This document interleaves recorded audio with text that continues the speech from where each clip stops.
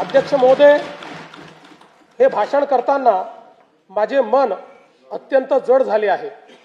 सर्वाधिक वेळा उपमुख्यमंत्रीपद आणि दीर्घकाळ वित्त विभागाची धुरा सांभाळलेले राज्याचे लाडके नेते माननीय अजितदादा पवार आज आपल्यात नाहीत।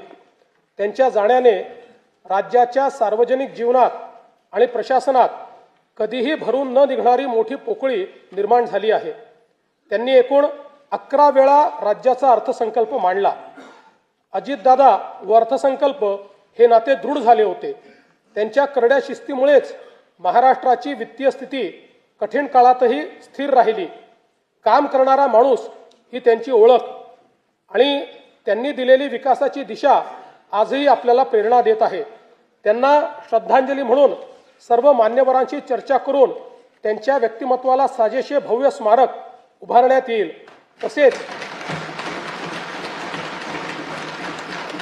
तसेच त्यांच्या नावे गतिमान नागरी सेवा पुरस्कार देण्यात येईल असे मी जाहीर करतो।